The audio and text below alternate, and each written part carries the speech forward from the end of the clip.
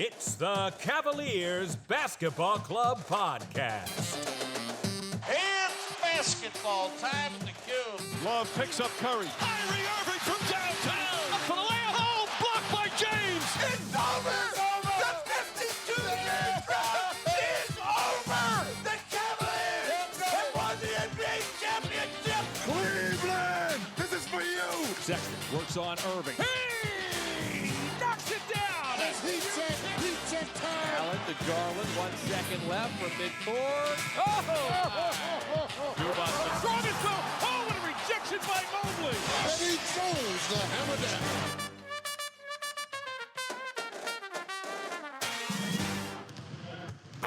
The shoot-around. Well, Colin, this is it. We are truly entering the home stretch of the season. The Cavs have dropped to 7th in the East and are looking to get a few more wins to avoid the play-in. Yeah, since we last talked, we have only won one game against Orlando. Injuries, of course, have been an issue, with Mobley now having an ankle sprain. For the first time since LeBron, the Cavs secured a winning season with their 42nd win against Orlando. However, the team has only won 11 games since February 1st. What is the path back to more consistent winning? This is such a loaded question because the team has been so decimated by injuries, and I think really the clearest path back is health. They still have a very talented roster, and they know how to play basketball, and JB is still a good coach. It's just they have bodies.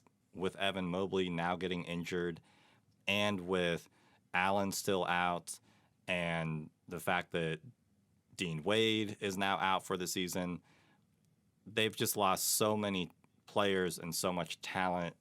Last week we talked about how the team has so much chemistry and that JB is in tune with this team and knows how to tap into them.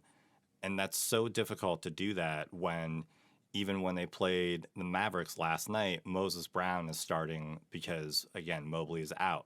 So Moses hasn't even started for the Cavs in ever. You know, he's only on the second stint of a 10-day contract. So the team does not gel well right now when they're playing.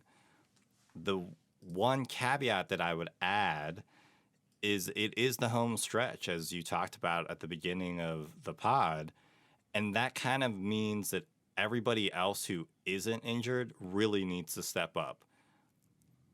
Garland has been playing extremely well. LeVert finally scored over 30 last night.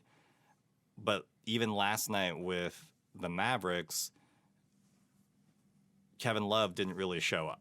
So the team, when they do have healthy guys, they need everybody to show up at one time. So even Lamar Stevens, he's having career numbers right now. But when he is scoring well, Love or Jetty are off that night, or Love will have an output and then kind of the vice versa will happen. So the team needs to have a collective understanding that they are in playoff mode right now. And I know that's difficult when bodies are down, but I would almost say to get more consistent wins, Garland has to get closer to 35 points a night. We know that Caris can put up 42, 48. He did that against the Lakers before he got traded to us. So we need to see that out of him. We need to see high-end scoring. The way the Cavs beat the Warriors back in 2016 was when Kyrie and LeBron scored over 40 points each. So that's kind of the level or the caliber that we need out of these players right now.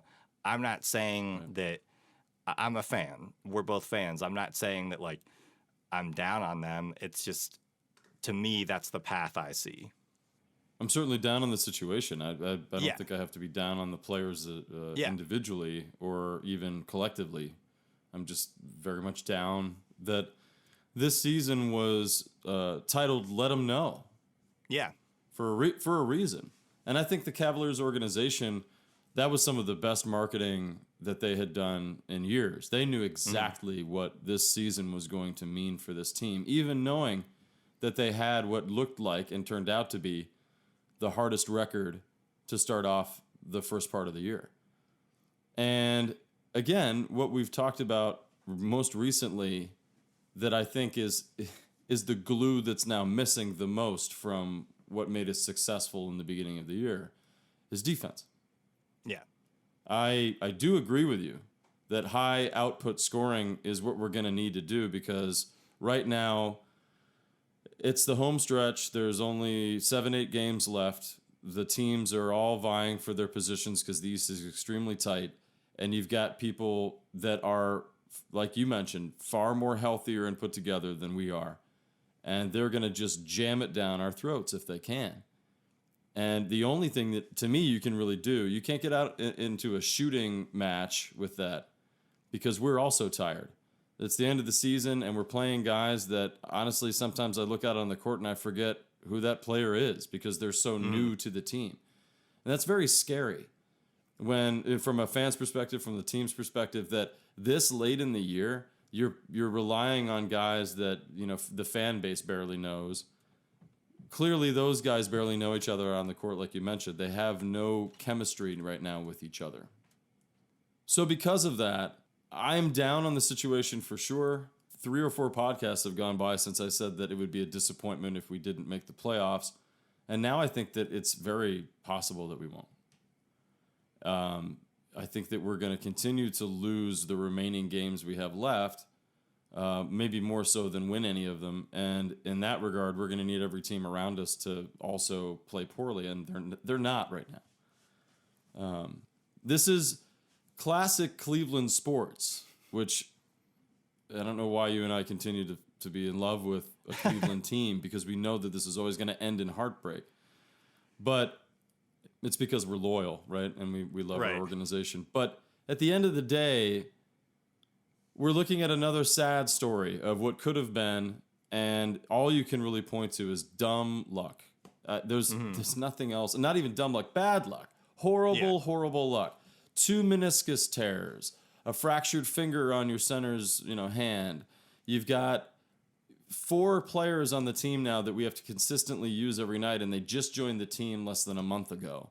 We're reeling and trying to remain some type of whole before this all ends. And I don't know if we can. That's what it is. I'm trying to remain optimistic, but like you said, certain players have to step up. And the idea that Garland is going to average 35 and, he's already done such an amazing job. Somebody else has to step up. Markkanen, Okoro. These guys have to start producing 20-point nights, 25-point nights on a more consistent basis. Yeah, Markkanen is playing well, but at the same time, he's playing well in the sense of like a holistic game. He's producing, but you're right, he needs to... I completely agree with you. Defensively is where we've always hung our hat, especially at the beginning of the season. I'm thinking if we can get Markkanen is a great example, a guy like that, if he dropped 35 points, more than likely we would win 1 or 2 more games if he was able to drop a 35 burger, just because of the fact that you're still thinking that LeVert and Garland and hopefully Love is getting some stuff off the bench, so that as a team, the output is just a little bit more, it's just a larger output.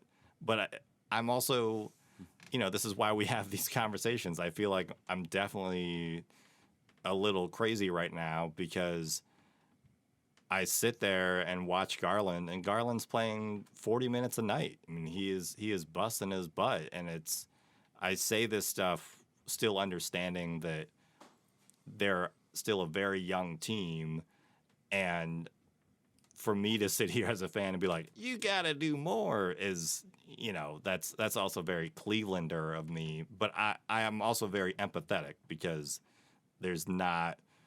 that's just me thinking about how they could maybe steal a win or 2. Well, I don't think it's wrong for you to expect more in this situation because this team is loaded with talent. Mm-hmm. And even somebody like Markkanen, why is he here? because the Chicago Bulls decided that he didn't live up to their expectations of what his talent can provide. And when he even came here, he was saying that he was looking forward to another opportunity to prove himself. And in a lot of ways, yeah, he's been very impressive playing the three. I think he's, this year has been him trying to figure out where his role is. Yeah. And with so many, like distributors and things being out, like Sexton, I understand why Markkanen took some time to figure that out. But at this stage in the season, I do want to see him averaging about 20 to 25 a night. And some nights he's getting there. Yeah. But that's on games that he's scoring, 1 of 6 from 3 or 1 of 9 from 3. Yeah. Okay, you're getting your points, Markkanen, but you're shooting like crap that night, which means that you left points out there. It doesn't matter that you scored a lot. You were less of a positive for your team in that regard. They need to be high efficiency scorers, like you mentioned. And that means not only shooting a lot, but making a lot of those shots. And even a few nights ago, they came out into the game and immediately missed their first 4 or 5 threes. Yeah. And they've been falling in love with the 3-point shot, which this team used to be more of an inside team. And since losing Allen and now Mobley, they don't know what to do. Yeah. They just look lost out there together. Yeah. I am encouraged by some more of the play of some of the younger guys in Lamar and Dylan Windler. That's still, I think, coming in moments where JB is not sure. He really doesn't have any other option.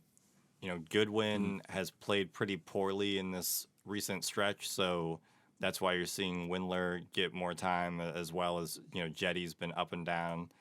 So I think JB is at a point where the leash is just super short.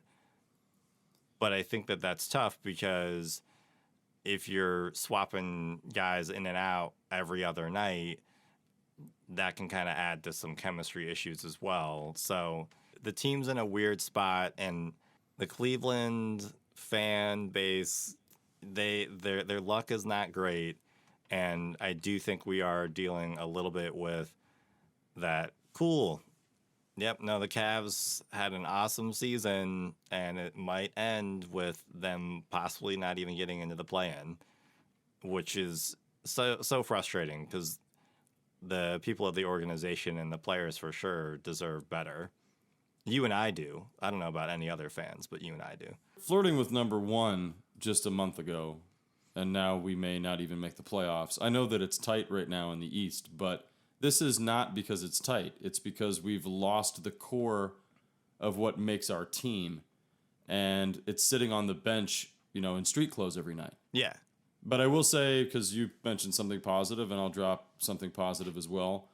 Every night I smile more and more that Stevens gets more playing time, and a lot of what we were hoping he'd be able to prove if he got that time, he's been showing. So I kind of think that they have something to think about in the offseason about what they want to do with him, because I think Okoro doesn't necessarily need to move back to the 3 in any way. I mean, they could use him in certain matchups, sure, but now that you know that Stevens is the solid defender and even shooter that he can be at the 3, you've got a solid backup for Markkanen right there. And you took a big chance on a guy that really nobody took a chance on. So I would think he'd be loyal to you. You should be loyal to him. I love that you and I hit on Lamar. I think he's a guy that deserves it. And I took my cue from Austin Carr because every time you would see Stevens on the court last year with all those injuries, Carr just kept bringing up how things just happen when he's on the floor that are positive. He gets a block or a steal, or all of a sudden they go on a run. And Lamar is turning that into something even bigger, which I don't think I really even expected. I wasn't expecting him to average double digits in this stretch. I wasn't expecting his efficiency in this stretch.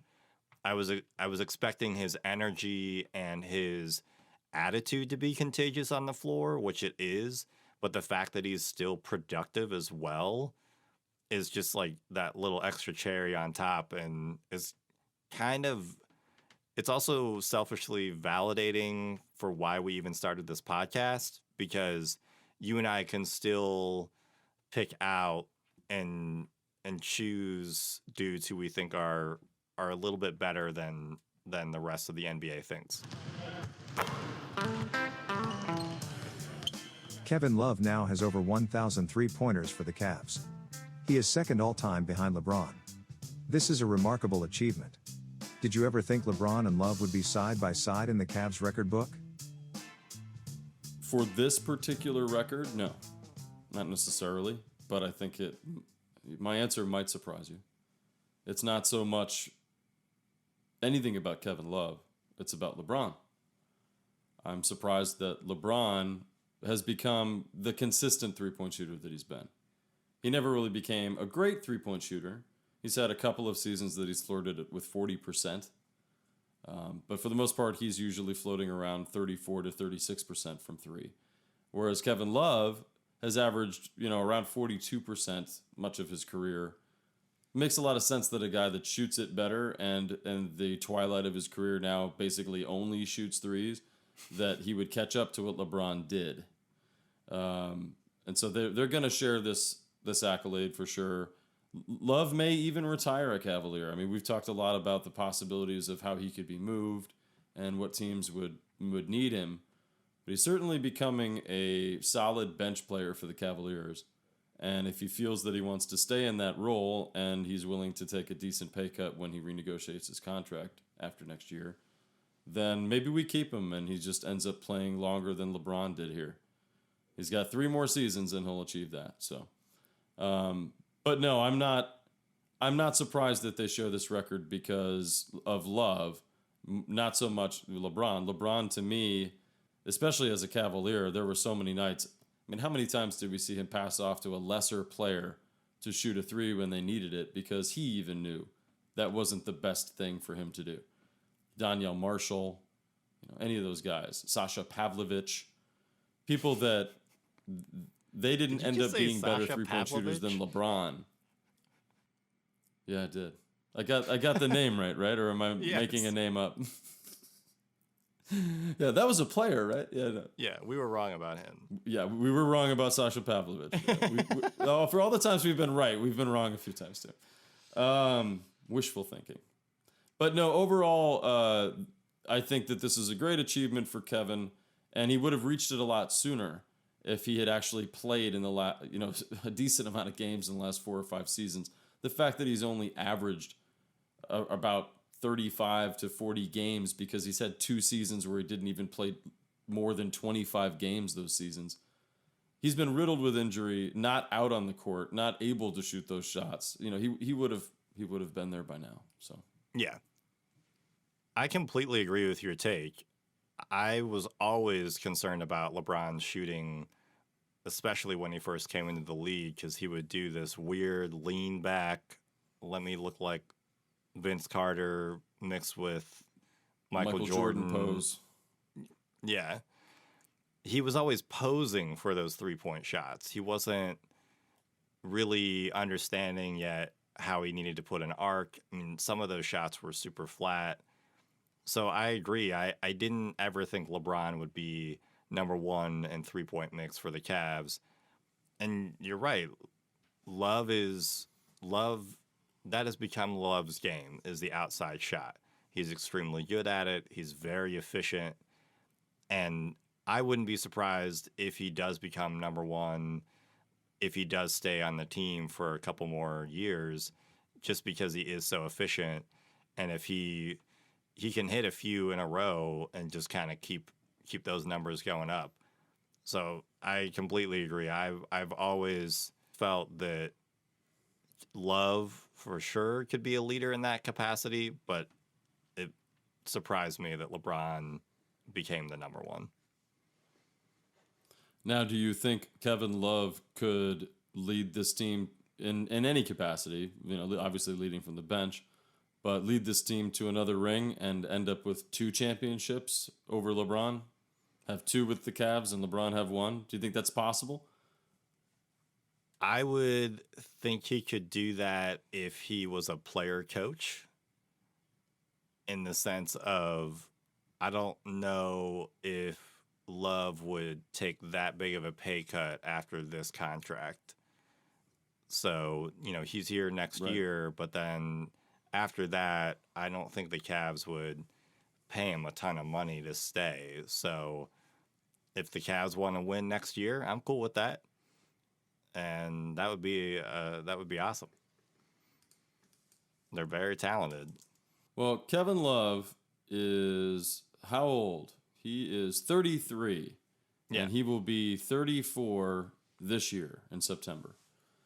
So I'm going to say that he is past any kind of prime, and the Cavs, if they know how to come in and be great, tactful, graceful with how they put it, I think he's been saying it all season long. You know what? I've discovered that my place, especially on this team, is on the bench. That I can provide the most from a veteran's perspective, and that somehow I woke up and became an old-timer in this league all of a sudden. And he was even talking about that when Rubio was here. That, hey, man, all of a sudden we're the steely vets, and we've got to get these guys to, go out there and do the effort that we put in when we were their age. And it is kind of crazy. I mean, we're older than all these guys. But Kevin Love is drastically looking a lot older than us. So I don't know how much time is left for Kevin in the league. And I don't know how much anybody's going to give him some big contract when his current contract is up. I think the biggest payday he just made.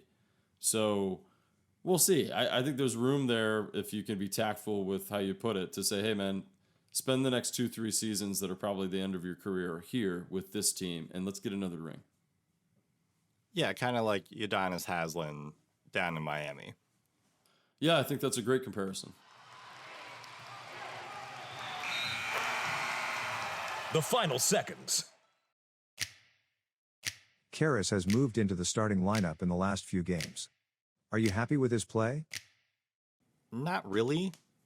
I'm happy with his play against Dallas, but it still came on the heels of being in offensive situations where the offense got really herky-jerky and kind of iso ball. I know that's his style of play, and it worked against Dallas because he scored 32 points, but in the other games, he's doing that and he's not making his shots. And in contrast, when he first came over in the trade, he was really looking to pass first in a lot of offensive sets, and I'm not really seeing that now in his starting play. He's not really looking to find guys as much, and I really was hoping that he would be gelling a little bit more, but again, as you and I have mentioned, injuries, right? He got hurt after the All-Star break, so I think that chemistry is off. I like his style of play. I like who he is as a player, and I like that he can alleviate the stress for Garland, but I'm a little frustrated with his lack of consistency right now. What do you think? Yeah, very very similar thoughts.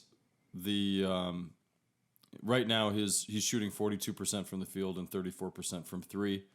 That's up from on three, but down on his regular shooting, and he's averaging about 14 points a game, which is about 5 points less than what he was averaging for the Pacers coming in. So we really need those 5 points right now. Yeah. I see a guy that, to be fair, how are you going to gel with players that you haven't had any chance to really have any consistency with? On top of that, you're still learning the playbook. You're still learning what the coaching staff wants from you. I see a guy out there that sometimes looks a little lost, running around, not necessarily as smooth within the play structure as the other guys that have been there. And now that he's out there with 2 or 3 newer players that also haven't been there, our offensive sets have looked very messy. And it's one of the reasons why we're scoring 15 points in a quarter lately, more consistently. So Caris has been a part of that issue, and he's got to figure out how to digest the playbook and become a bigger part of this team ASAP.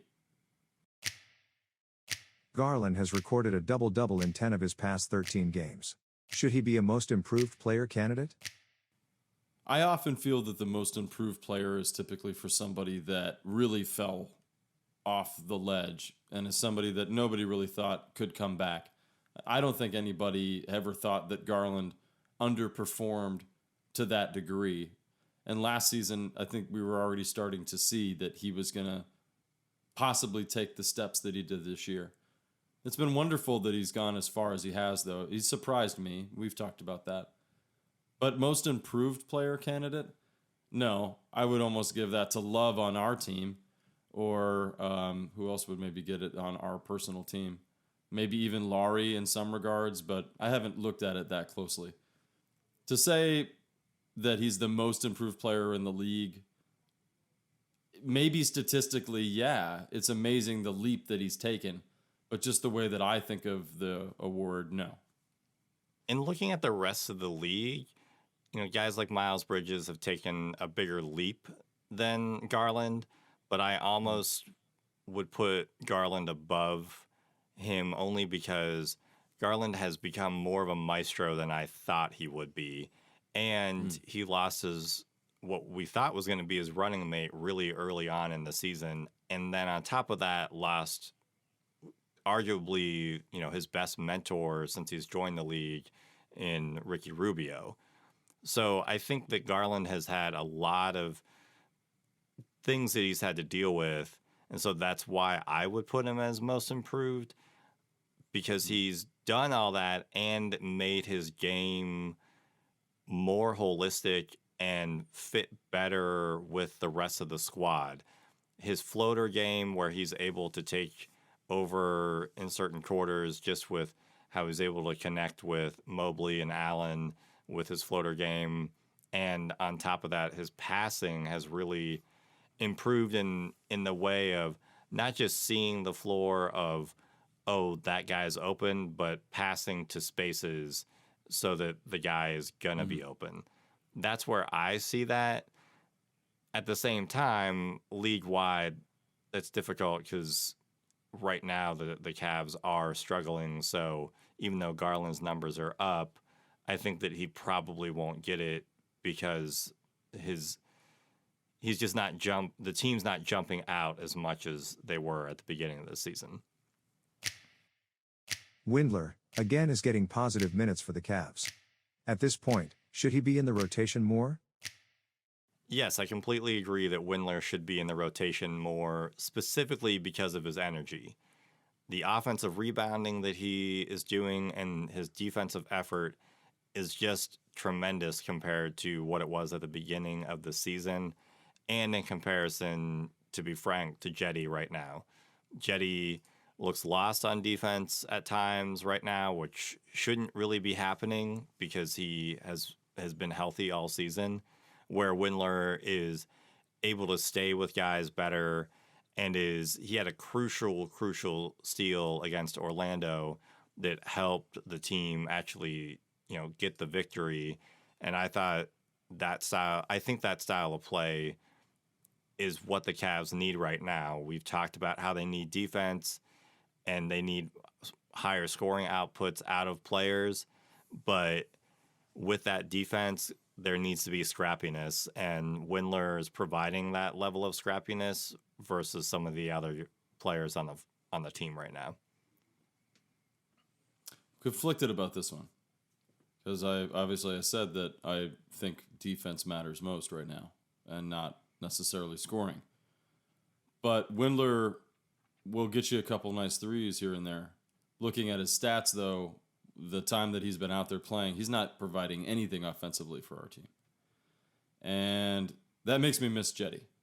Because if there's anything that I love about Jetty, it's that kind of like infusion of energy and points off the bench. He's a perfect boost to your team when you need it. And I don't know if Windler necessarily gives you that. I think he's more of the type of player that you can use throughout the game to kind of just manage things a little bit better. But Jetty has the potential of getting you leads or winning you games because of his scoring ability. So I wonder, this question's tough for me actually, because I think that with what's left of the games that we have to play, I'd have to take a closer look at the lineups, at the matchups that we're going to be facing. I wouldn't be shocked if we see Jetty come back. It just depends on who JB can rely on offensively. If Windler's out there doing a great job defensively, but nobody's scoring any buckets, then he's got to go to somebody that can come off the bench to make a difference. So I think that's where you may see Jetty come back. The Cavs recently introduced a Ring of Honor. Name only one player from our current team that you believe will be a part of this ceremony when they retire.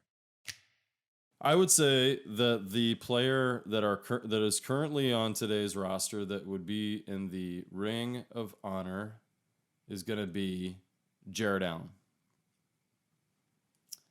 And it's because I'm still a little bit on the fence. To me, the Ring of Honor may not be as heavy-handed as the best players that ever played for the Cavaliers.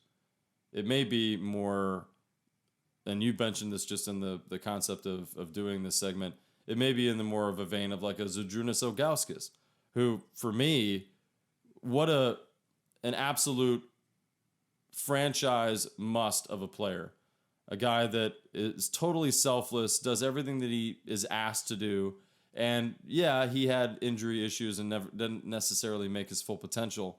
So, but if you're a Cavs fan and you followed what he provided to the team and to the organization, you know how important he was.